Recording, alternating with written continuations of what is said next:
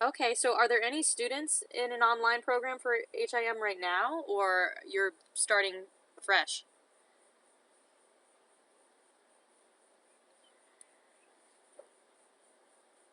Okay.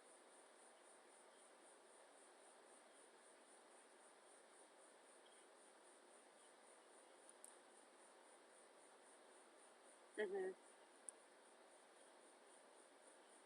Okay.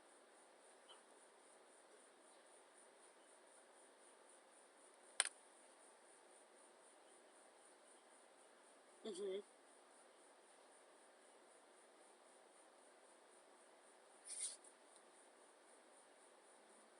Okay, cool. Yeah. Awesome. Great. Do you have like kind of like a due date of when is the program supposed to start online?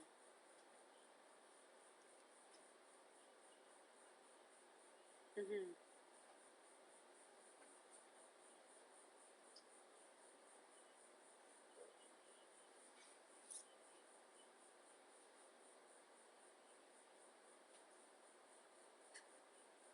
Mhm.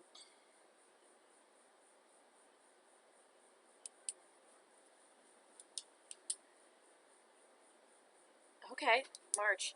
Yeah, one thing I just wanted to mention off the bat. So, one of our authors who writes our reimbursement and insurance book, as well as one of our coding, well, several of our coding books, Michelle Green, have you ever heard her or used any books with her as an author? Yes. Okay, well, so Michelle Green, actually, I had been working with her, and I'm going to show you some of the books that she's working on as well. Um, oh, you know what? I might be changing my mind. It's Michelle Green, and then we have another author. I think Michelle Green teaches online as well, but one that I'm thinking of. Let me actually. Oh, you do? Oh, cool. Well, I'm gonna show you. I'm gonna show you that one. So it's another. I feel really bad that I'm forgetting her name, but another author who works on those books as well. She actually teaches. Um, she actually teaches an HIM completely online accredited program that has gotten awards. And we can get her to consult with you if you'd want. Um, so she lives in New York, but are you based in Virginia Beach, or where are you at? Michigan. Okay, cool. Well, I know that she travels to do speaking events and stuff throughout the South, so she's been able to meet people in Virginia. But we could get her on the phone with you or something, I'm sure, to kind of look over some stuff. She's done that with us before. Um, so let me see if we can set something up like that as well, since it's the first time ECPI is having an online program for this. I'm sure it'd be just helpful.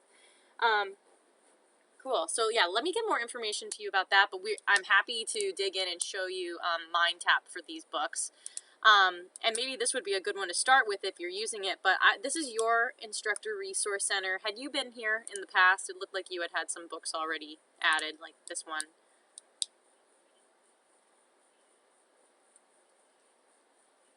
Okay. Oh, awesome. Great, great. So you've been able to get into the resources and the instructor companion site before. Awesome, great. So you know how to do all of that. I added some of these other books. So the Understanding Health Insurance book I added. Our 321 Code It book. Have you ever seen that one in the past? Okay. Yep. So this one is also Michelle Green. We have other options that would fit for the ICD-10 coding and things like that as well. But this MindTap is really great, so I wanted to show you that and let you have a demo of that in here, as well as your health statistics and analysis. So I'm gonna go into the Green Book, which actually has a 6th edition coming out in January, but the MindTap won't be live for a couple weeks. So I've added the course here for you. Just in case you want to look at any other books, note that you can add any of our titles just as you normally would by copying and pasting the ISBN in the search bar here. When you do that, you've probably seen this before, but if there's extra supplements, you have options of what you can add, and I'll just show you what this looks like right here. So I'm gonna, yeah, no problem. So you search for the book, and then right here it'll say, if you just want to add the instructor companion site, you would click this. But you've got your other supplements. So here you can see you've got MindTap, and we have different access lengths for students as well. So if students would need, ICD-10, if they're taking these courses throughout the entire program, and how long is your program total? 18 months, okay, cool. Yep, I know. I know those go fast. So yeah. So you can see you've got 12-month access here, but students can also have 24-month access. If you end up wanting to use it and have it available for your whole program, we can customize that as well. But I would just always add the longest one. So you can click MindTap there. If you've never seen Cengage Learning Testing powered by Cogniro, this is a free resource with any of our newer textbooks. It's just an online program that allows you to customize test banks. So if you want to, you can have those test bank files. You can export them as formatted for Moodle or Canvas.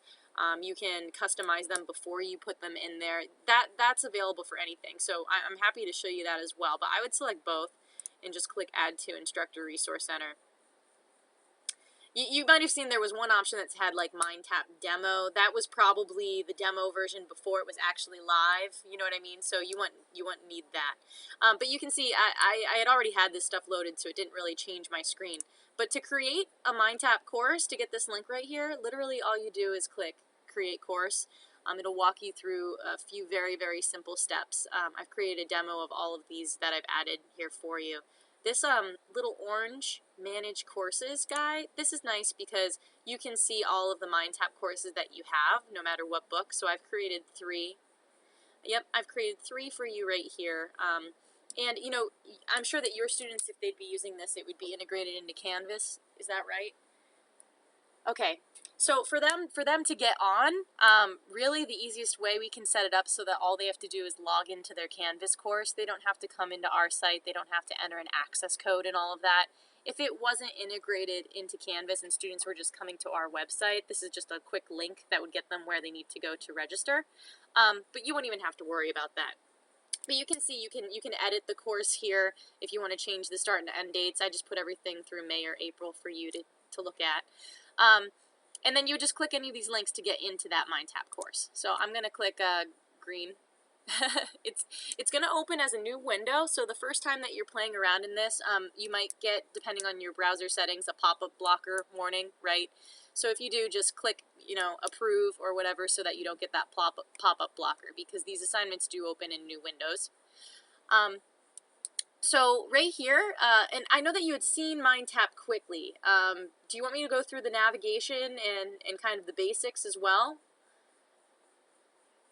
Yeah. Okay, yeah, that's no problem. So right now I'm in the home screen. You come up, you can see right here where it says view. There's 3 views as an instructor that you can look at this. The very first one is the weekly view, and this is really for students, right? So if I had assignments scheduled with due dates and availability dates, they would show up right here, and then students can click the link to go to their individual assignments. By having it in Canvas, you almost don't even need this view, because students are going to have, if you like to set up your Canvas courses by like a weekly folder or something like that, you could have, the week 1 folder, and then in that folder you would have direct links to the reading, to the quizzing, to the study tools, to any assignments that you have. So students kind of get that organization through Canvas if you're linking that. The second view is the one you'll use the most. It's called the unit view, and this is structured just like the book.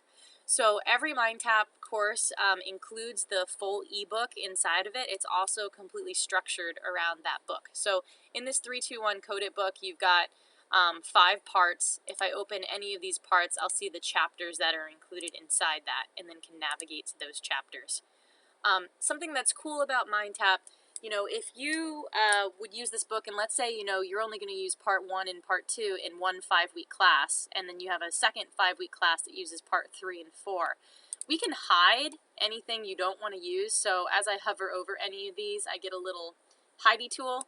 If I click that, it'll gray it out for me, the instructor, but students won't even see it. So we can customize this to however you would want it to look for your students. We can also click the little pencil tool, and I could move one of these chapters to a different location.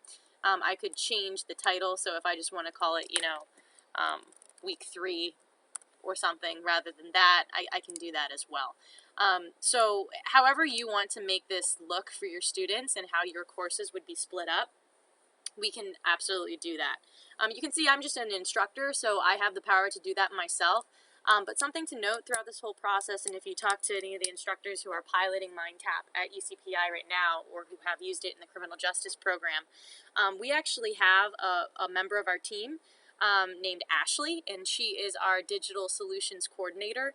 Her entire job is to work with instructors and course designers before your class starts and to customize MindTap to however would work best for your course. So that would include finding assignments that you want to use, scheduling due dates and availability dates, making sure that it's set up in Canvas correctly for you. She would work with Martin Caruth to help do that. And then any customization that you want to do with the order of assignments, naming, things that you want hidden, any assignment settings, she can do that for you. So that's a wonderful service that she can help support every term to make sure that the the Canvas courses are copied over to all instructors using it, and if you want to make any updates, she can help that.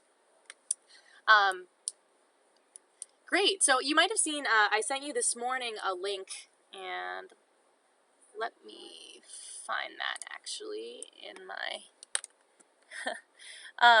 but I sent you a link to a course page, and basically it has information about all the books that I've added to your Instructor Resource Center. You're also going to see more information about MindTap, and one of the things on there is information about our Digital Solutions Coordinator services. So I can send that to you again if you want, but that website will kind of have all of the information there. In the third view, this is only for instructors, and this is how you would give things availability and due dates. So if you want students to only be able to get into Part 1, Chapter 1 here on certain dates, you can definitely do that. I can give every single individual asset its own availability date and due date down to the hour.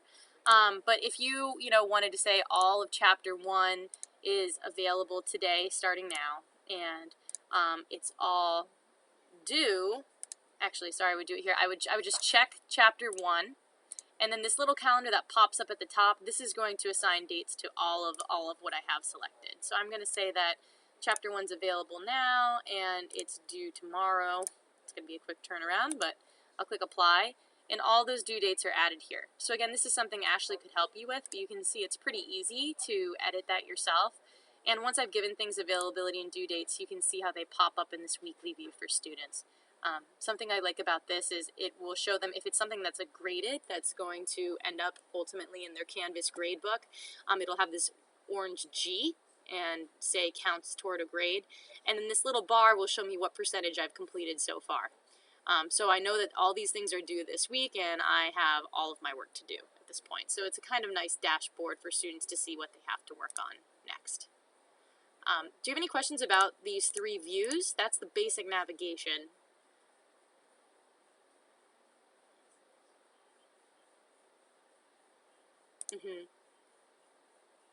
Yeah, and another thing to note, it's not as easy for me to show because we just created this course. I don't have any students in it. But say that, you had all of Chapter 1 or, this chapter review questions that you might use as homework due on Saturday, and you had a student come to you and say that they were in the hospital or something that you want to extend the due date for an individual student, you can do that as well. So this view will easily allow you to extend or change dates for the entire course, but if you want to change a date for a singular student, you can do that. That would be over here. You might have noticed the apps over here. This little person in a green circle is the Progress app. That's where all the MindTap grades and analytics are stored, so you could navigate to that student and that assignment and change the date for them specifically. Yep. Yeah, and if you have any other questions as we're going through, please ask, because there's a lot that we can go over. But I'm gonna I'm gonna show you one of these chapters. So I'm going to go into Chapter 4B, because I was looking at this ICD-10 coding guidelines. So once I'm in this chapter, you can see there's a bunch of different assets already here. Something that's nice about MindTap is everything that's available is already pre-built for you. I literally just click that create course button and all of this stuff is here.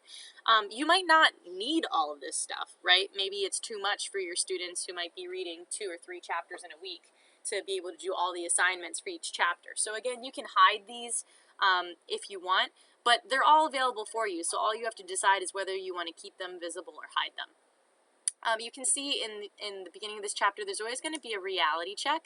You'll find this in most of the HIM MindTaps as well as that Understanding Insurance book.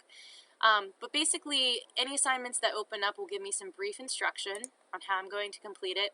And these are scenario-based, so it's going to put students in a certain, often ethical situation that applies to the chapter that they've been reading. And then it's going to ask them some questions, and they're going to write a short response. So this one is Angela, a coder, was informed that an encounter she coded was denied by an insurance company because medical necessity was not met. The patient came in for knee pain, in which the provider ordered a knee x-ray, but then the patient started having chest pain while waiting for the results of the x-ray. Oh no. The provider quickly took vitals and ordered a chest x-ray to rule out the heart attack. Both were negative. Angela coded the knee pain, but the patient's claim was submitted to the pair without chest pain code. So sometimes these can get even juicier than that one, but you can see that they had some sudden chest pain.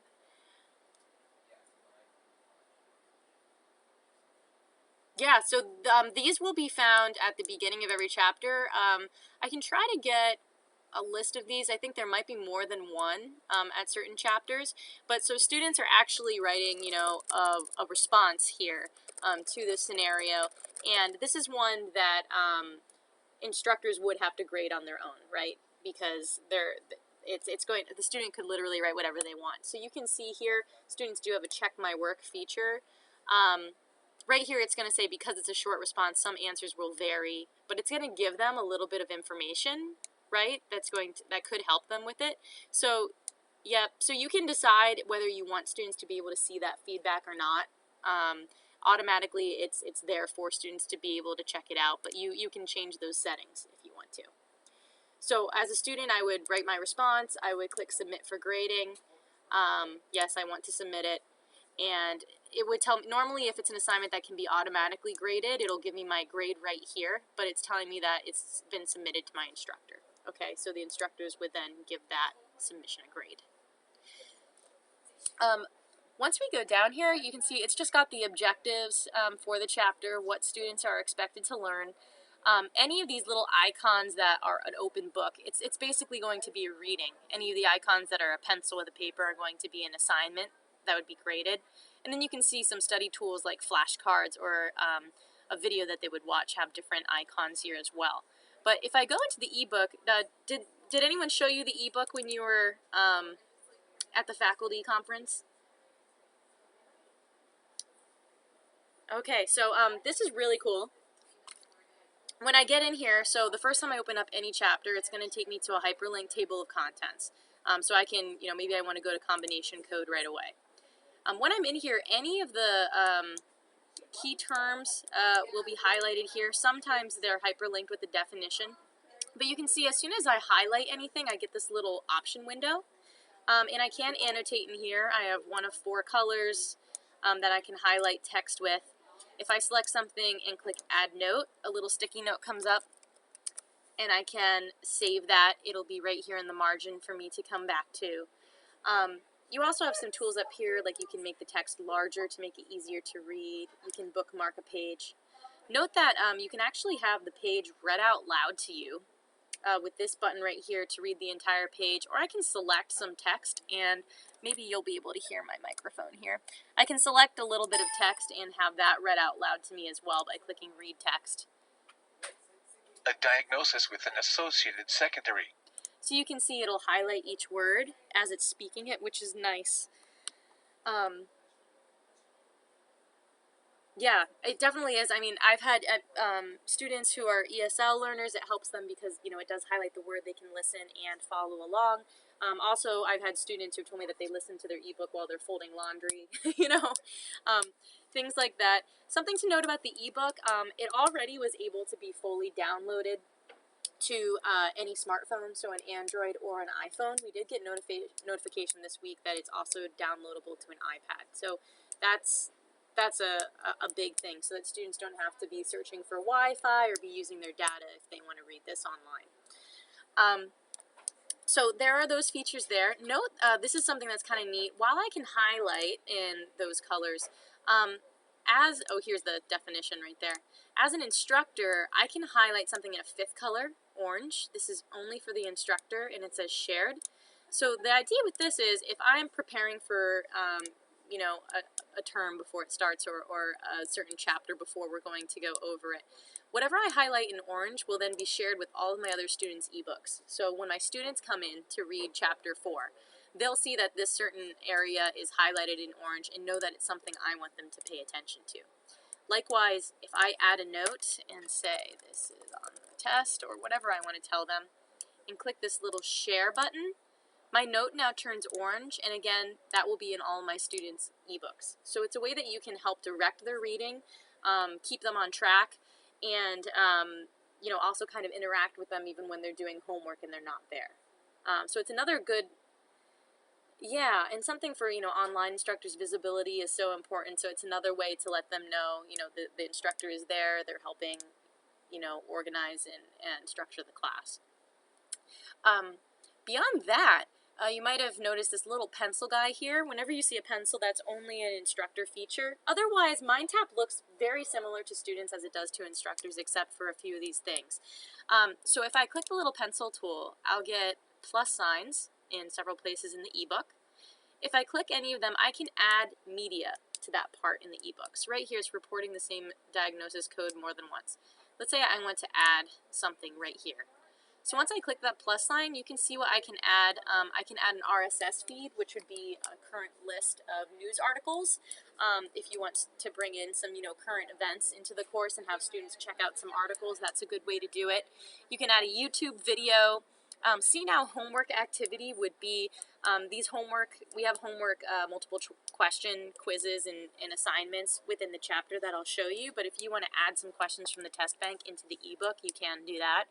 A link to a specific website, and then my content would be anything that you basically can store on your computer. So if you have a PDF, a photo, a video, an Excel spreadsheet, a Word document, anything that you want to include, you can add that through this little briefcase guy.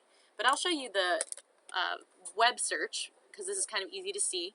So you can see I'm searching in YouTube right here, but it didn't take me out of MindTap. I'm still there. So I'm going to say ICD 10 coding. I can search right here, and there we go. Maybe this is a video that I've watched before and I know is really, really helpful, and I want to include it in this part of the ebook to give students a little bit more reason to go through their ebook, right? And to give them a little bit more instruction. I'm going to choose that video. And then I have the ability to preview the video, which we always suggest because, you never know when you're going to get rickrolled from YouTube videos. But I can also insert text above and below, so I could say, watch this.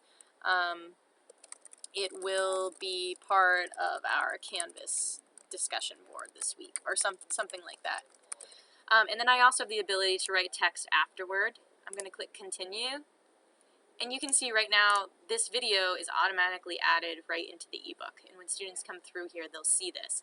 It's nice because, it clearly automatically states that your instructor added this. It also will bring up the source information for it as well. So you don't have to worry, about breaking any rules there. That automatically comes in. Yeah, it's a nice way to, have the instructors be able to customize their course, keep sharing materials that maybe if they were an on-ground instructor and before that they like to show in class. But again, put it in the ebook so that students are reading through that chapter and kind of engaging more with the text.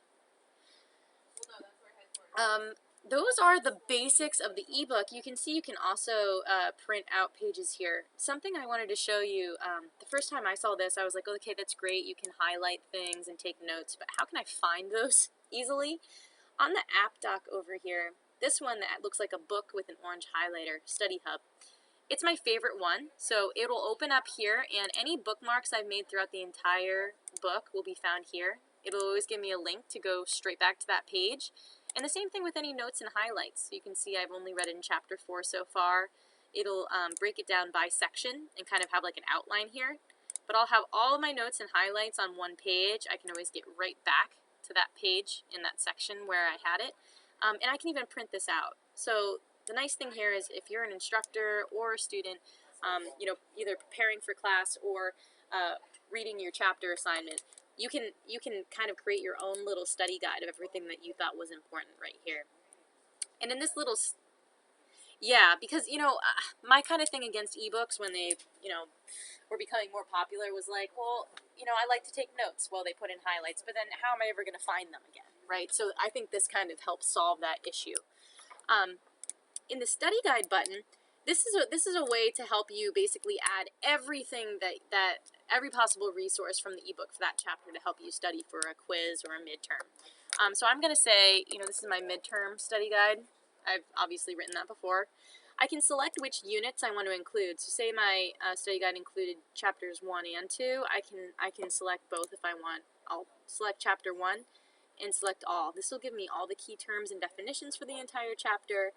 And because I'm an instructor, I'm seeing my shared notes and highlights, but as a student, you would see my notes, my highlights, my instructor's shared notes, and my instructor's shared highlights. So I'm going to click Add to Unit Guide. I'm going to grab Chapter 2 as well, because that's also on my test, and create Study Guide. And what I like about this, as compared to the notes and highlights, is that it kind of formats it very nicely for students. So they'll have all their notes. Yep, they have the key terms with the definitions, and they'll also have anything else that they've added in there, and it's printable. So I think that's a nice feature as well. That's all found in the little Study Hub book with the orange highlighter right here. Yeah, and you know, one thing too that instructors sometimes ask is, you know, how are the students going to know how to do all this stuff? We have videos and also supporting documents for students that can walk them through it. But often, you know, if you're going to put this in a Canvas course, we can easily just add a folder for, you know, MindTap how-tos or something and make that their first homework assignment to walk through and understand all the tools that they have in here. Yeah. So, I mean, if there's any, you know, any videos or something that we don't have that you think would be helpful for students, we're also happy to create those. That's no problem. You might have noticed, too. Oh, sure.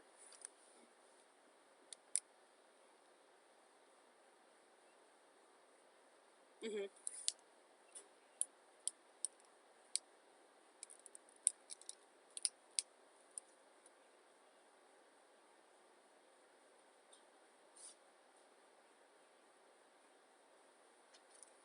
So I believe that we do have competency mapping for the book, and let me see. So if I go in an instructor companion site, if I don't find it here, I'm going to ask for you. But I know that we do have competency mapping.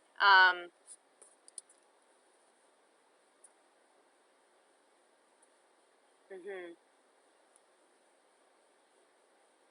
Yeah, let me ask the product team specifically where it is. I'm not sure if it's in the book or if you would find it in instructor downloads or something.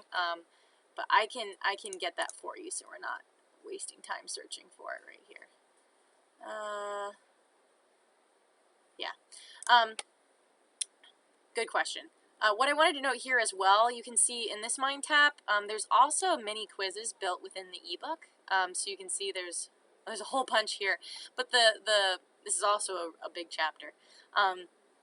But you can see here another way to keep students involved, and also you can make these count for a grade or just as practice if you want. But students, as they're going through the ebook, they'll see these exercises, and there'll be little multiple choice questions that are just going to ask students comprehension about what they just read. Right, so it's kind of like a competency check as they're reading. So these you know, students are filling in the word. I'm obviously going to get this wrong, but I can do the check my work, and you can see that these ones are automatically graded. So it's telling me incorrect. That's obviously not correct. And I can get my assignment score as I'm completing the assignment. So I'll know what it'll be before I submit it. I could also save and come back to it if I wanted to. So you can see there's a ton available. You might not want to assign all of these, but you definitely can. Yeah, I know. Look at that. That's crazy. So those are in the chapter. You'll also see here they've got a folder for apply yourself. These are other things that could be used as homework assignments. You'll see this one has a case study video, which is nice. So in this assignment, students are going to watch a video, and then they're going to apply their knowledge to that video by answering some case study questions. So when I open this up, yeah, these are nice. I noticed this wasn't in like the very first chapter, but you'll find these in a lot of them. And so you can see it's I'm not even gonna, I need to take med term. I don't even know how to say that. Epinephrine. So it's going to, it has sound as well. There's a full transcript and you can have closed captions. But it's going to give students visuals on how to actually imagine these terms that they're learning, right? And that they'd be coding for. So they would watch that video. You can also make that full screen if you need. And then they would go into the case study questions and answer questions about that video. And again, they have the check my work feature if you need. But you can see right here, they're actually entering the codes in for this one. So let me see. I'm obviously going to get something wrong. Check my work. And you can see some of the feedback that they get. So it's nice. I mean, a lot of these, you know, you saw the quick questions in the ebook, it might just say wrong or right, but most of these will give them some really detailed feedback to help them understand why they got it wrong or why they got it right. That's the case study video. In the apply yourself chapter review questions, as well as the test yourself, these are going to be very similar. These can be used as a quiz grade or even, you know, a final homework grade for the chapter. They're going to basically be questions kind of like what you saw there that would cover all of the concepts in the chapter. So this is the apply yourself. This would be for a grade. Test yourself would be different questions that cover similar concepts that students could use for practice.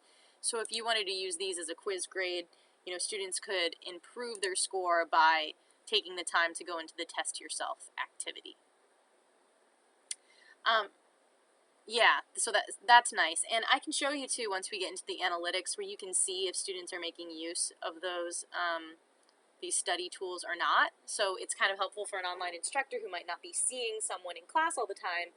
Rather than just saying, well, they're not doing well and I need the quizzes, I have no idea why, you can point them to specific resources that they're not making use of. I'll get into that, but I wanted to show you, we've also got these apply yourself coding practice, which have existed for a while, and these where students are going to, you know, actually be able to practice coding. And I like these, the little highlighter assignment. So it's asking them to highlight the main term in the following diagnosis to practice, you know, what they would use to be able to help hone in on how they would code it. So I'm going to highlight hemophilia. I can remove it if I think it was wrong right here, and save and move to the next one.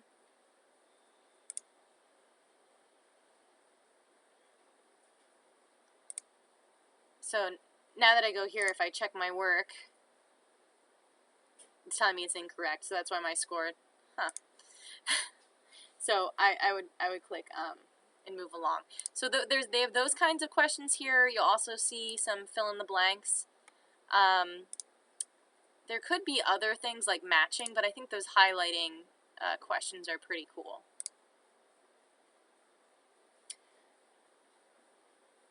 Yeah, you know, so the students are kind of getting that practice of what they're focusing on. The coolest thing in our HIM MindTaps, which I save for last, are these capstone activities. So these are pretty new. They're called Medical Coding Trainer. When you first go into the MindTap course, there is a bar in the unit view that says how to use Medical Coding Trainer, which you might want students to walk through. But these take, you know, scenarios and case studies kind of to a new level and try to simulate what it would be like on the job. In that, when students get in these, they're timed, and they're going to have several EHR resources depending on how difficult the specific case is. They might have more, they might have one, they might have five. And you can see as soon as I've started this, I've got 5 cases. I've already done the first one. I have my patient name, the medical record number, and I see how much time I've been spending on this assignment. I have my EHR resources right here, and then where I'm going to enter in my diagnosis code. So students have to check out these resources and be able to figure out what the code should be. So right here you can see I've got this is the consent for medical treatment form. I can click view full size, and it'll open in another window so I can take a closer look, or I could even print it out if I wanted to. It's 3 pages long. I've also got my lab requisition orders. Oops, I must have clicked out of that. Sorry about that.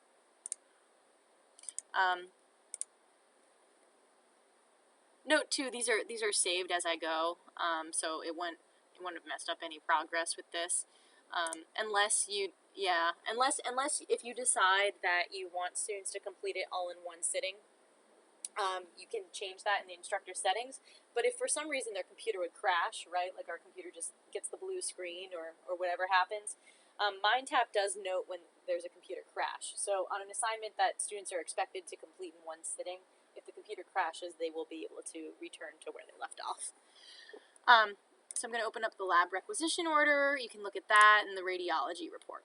So I need to take information from these AHR documents to know what to use as the code.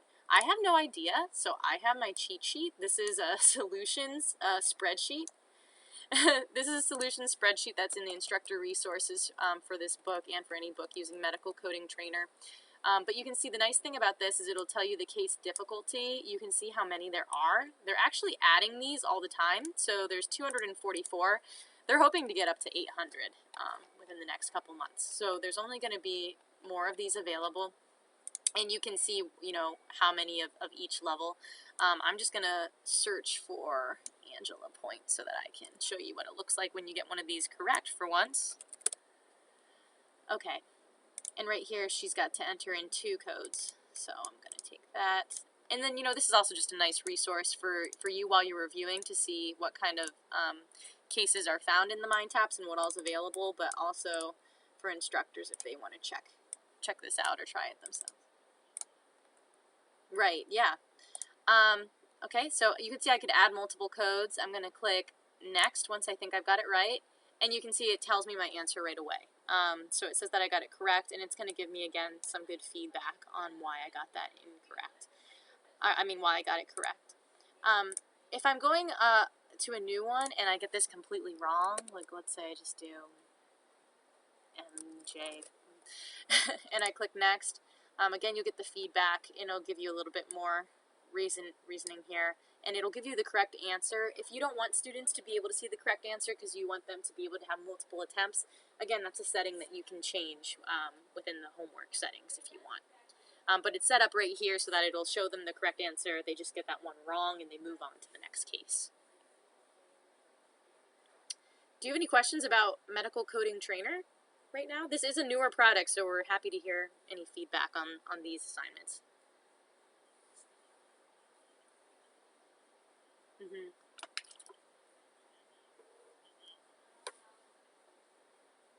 Mm-hmm.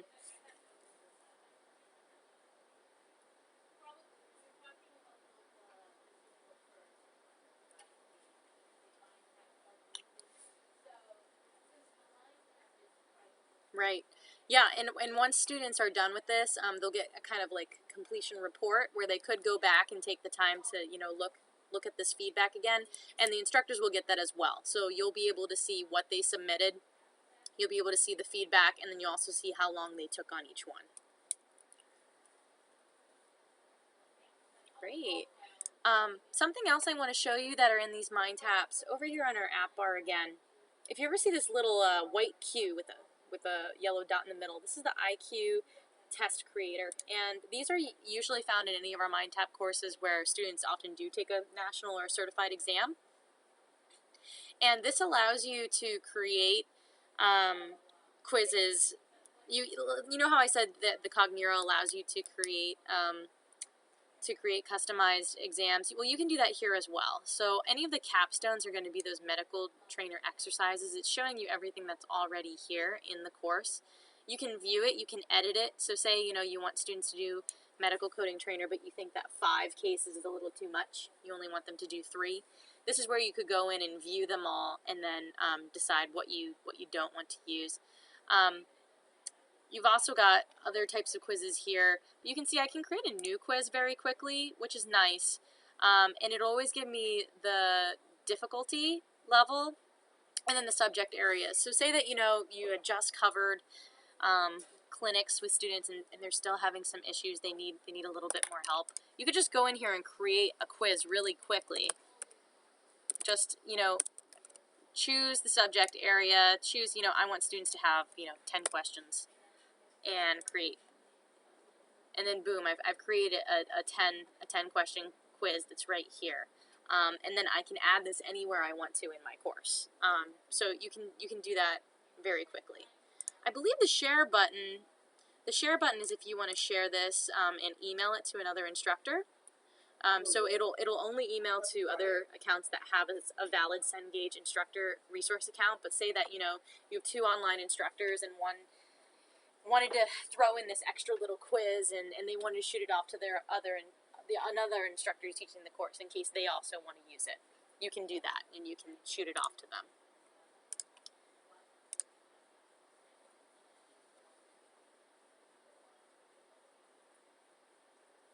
Mm-hmm.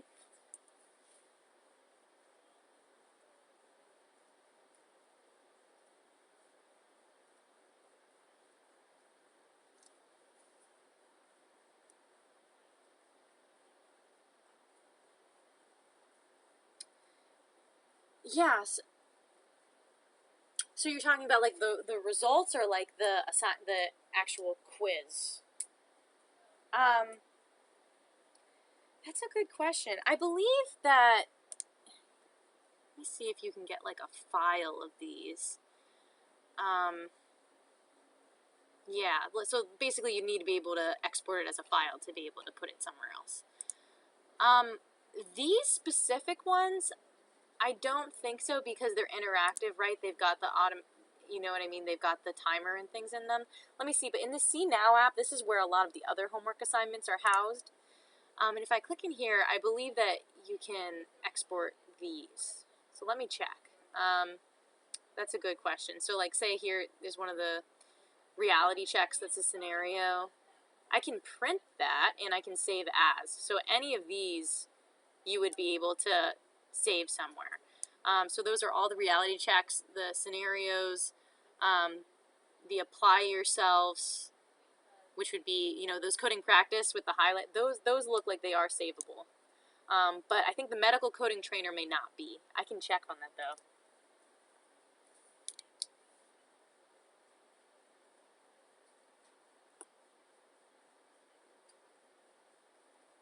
Mm-hmm.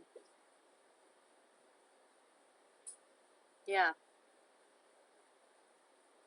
Yeah, those are probably the 2 most interactive ones that students have in here. But you can see how, I mean, this is loaded with a bunch of practice. There should be more than you need, hopefully. Right.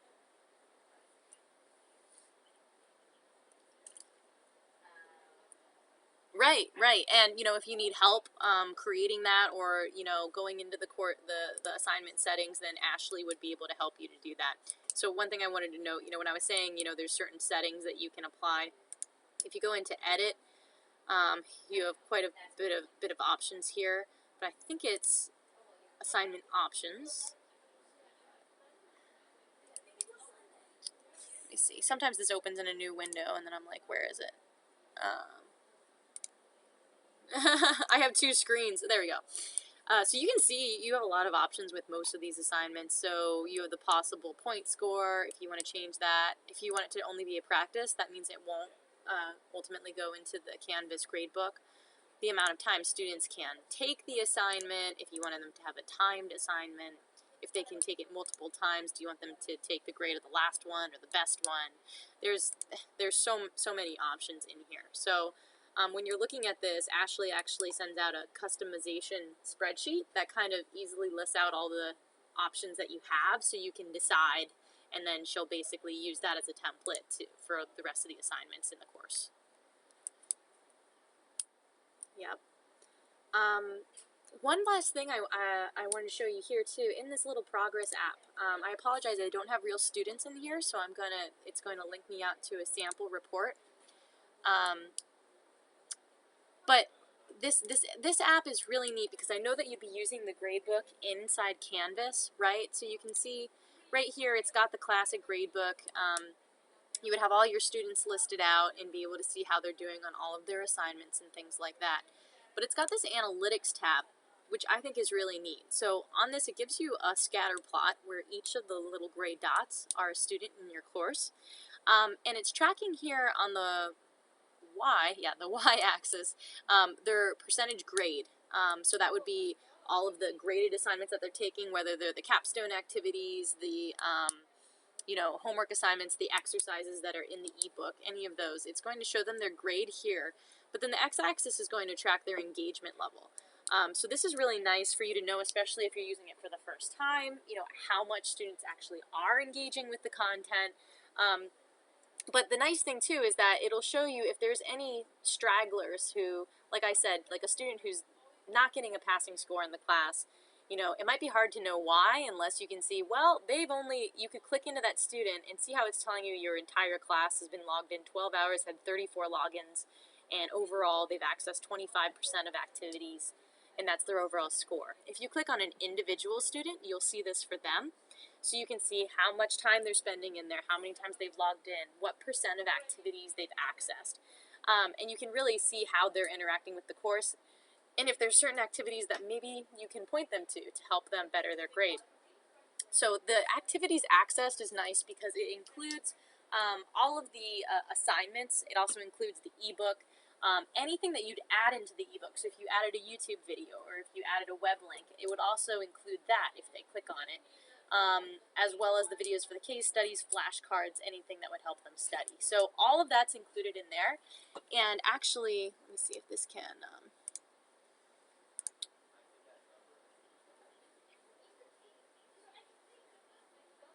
Right, and so this is an example right here in the gradebook. It's got student 25. This is if I'm looking at a specific student.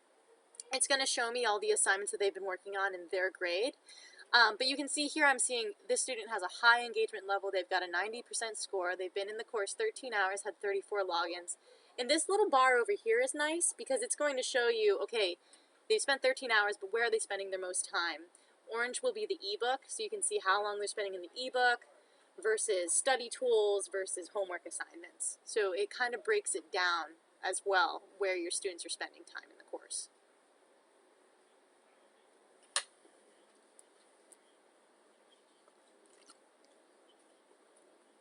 Right, exactly.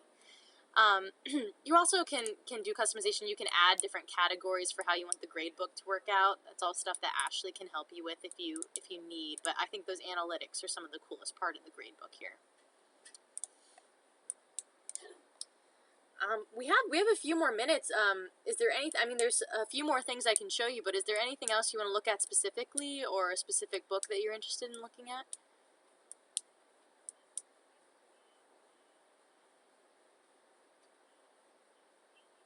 Yeah.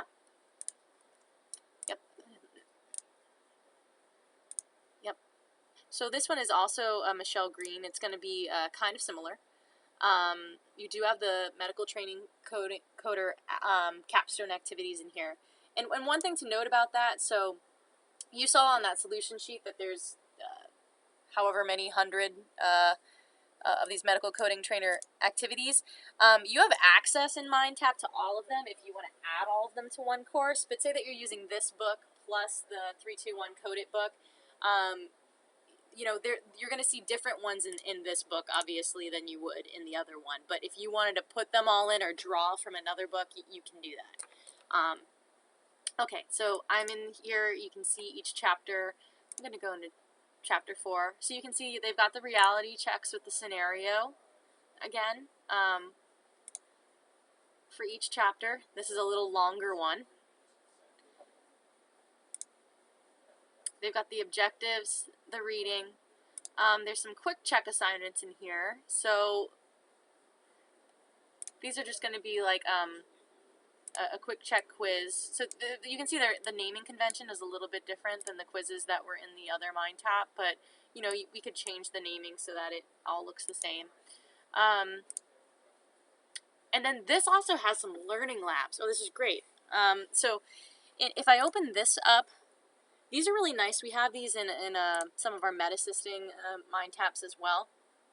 But these are kind of the simulated labs where students are going to walk through. They always have a pre and post quiz, and they click through these slides. So I don't think it's going to show them the objectives of the lab, and I have to complete this pre-quiz before it lets me go on. I apologize.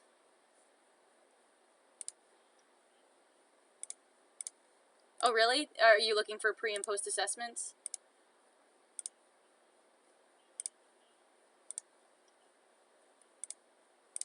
Mm-hmm. Yep.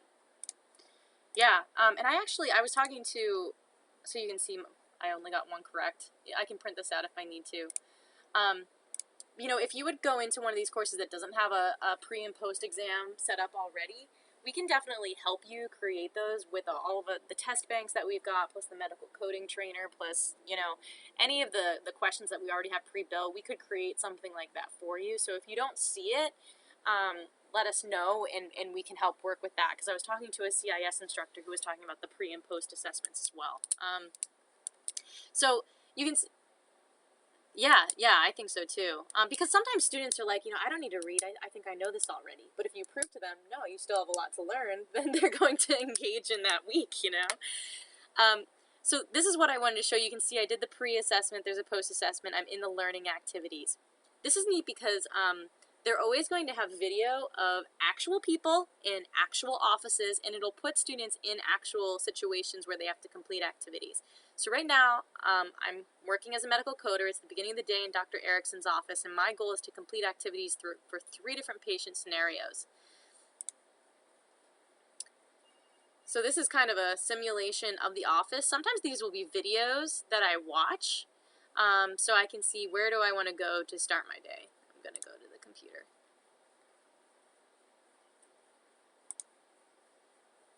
So it wants me to look at the life cycle claim.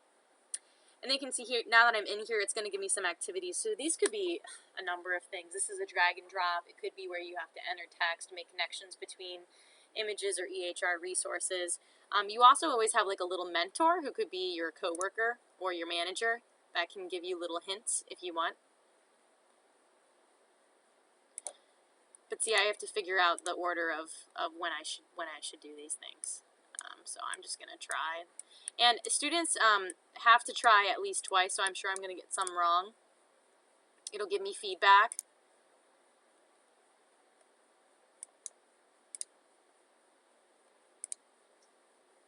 Great. Yeah, and I mean, these will be different depending on what chapter it is, and it's speaking to me right now.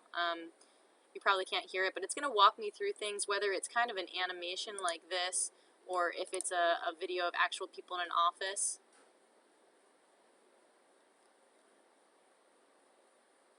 Click the activity for the first patient by clicking on the phone. Okay.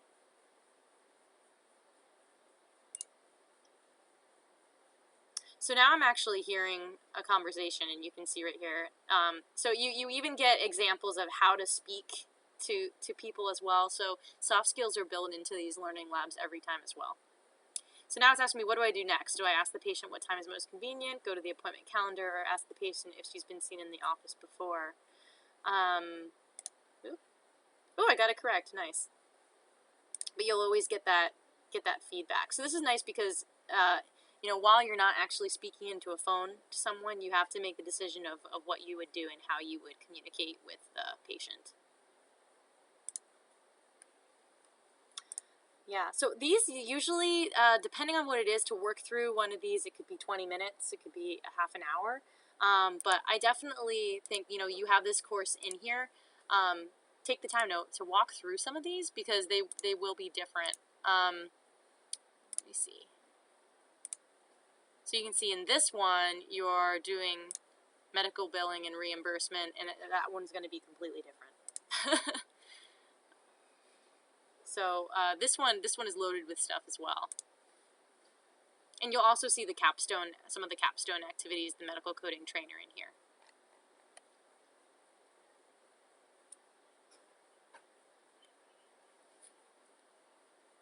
Yep. Yep. So, is there anything else I can show you right now? I mean, I'm sure you'll want to dive in and you have these on here. If there's any other email addresses of instructors you want me to add these to, I'm happy to, and I can give you the recording of this walkthrough. But I'm also going to check up about our author and see if we could get her to give you a call, or if that'd be helpful, because I know that she's built and designed her own online program that's been successful. Cool.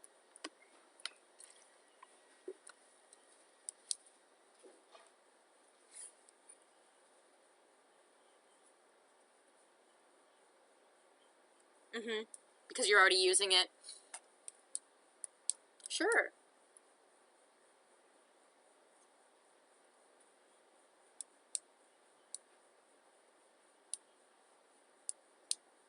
Awesome. Yeah, so yeah, feel free to send them send their names to me, and you know, if you know, I know Christmas is coming up and the holidays are hard, but if there's another time that they can all get on, that they want to ask questions and walk through it again, we're happy to do that, whatever people need. And if you would have instructors start using this, we do offer complete trainings as well. So in addition to Ashley and myself, we also have Cindy Bridges. I don't know if you've ever talked to her, but she's our professional trainer to train instructors on how to use these resources. Yeah, so we've got a pretty big team. I'm here. I'm actually based in Boston, so I'm your inside strategic account manager. In addition to those two I already talked about, we've also got Sandra McKelvey, who is based in South Carolina, and she's a strategic account manager in the field. So if you have any instructors, you know, from South Carolina, or well, really from Florida to Maryland, who would want to be able to speak with her or have her meet with them in person, she can do that as well.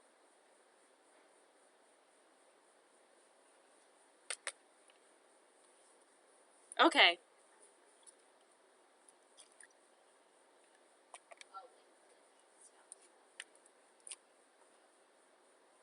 Yep, the competency mapping. Yeah, and I'm sorry, did you say KHEP is okay. Okay, got it. Thank you. Yeah, I'll ask the product team about that. You could see in here how you can take a lot of those assignments and save as to add to SharePoint, but I'll ask about the ones that are in that IQ app as well, because I know that was a question that you had, and then we'll see about the author being able to speak to you.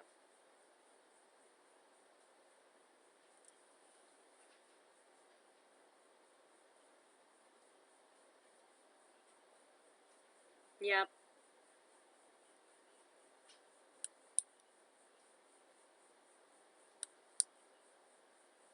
Right. Yeah. Definitely. And one other thing, Laura, how do you know how many students are in the on-ground program, or how many you expect to go online?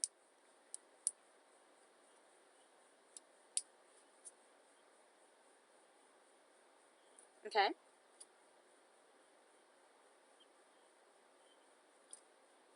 Okay.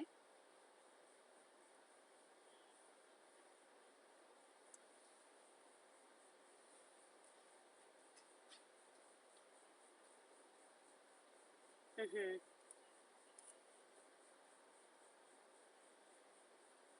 Okay, that sounds great. Awesome. Thank you, Laura. I'll ask those questions. Yeah, feel free to send me the other instructors' emails and I can get them set up. You do have access into your instructor resource account, so they're all here. Just remember, if you click the manage courses, you can get into any 3 of these very quickly. And if there's anything else you want to see, or if you have any questions in the next couple of days, feel free to shoot me an email. Yeah, no problem. I'm glad we could get the time to do it. Yeah, thank you. Have a great weekend, Laura. Thank you. You too. Bye.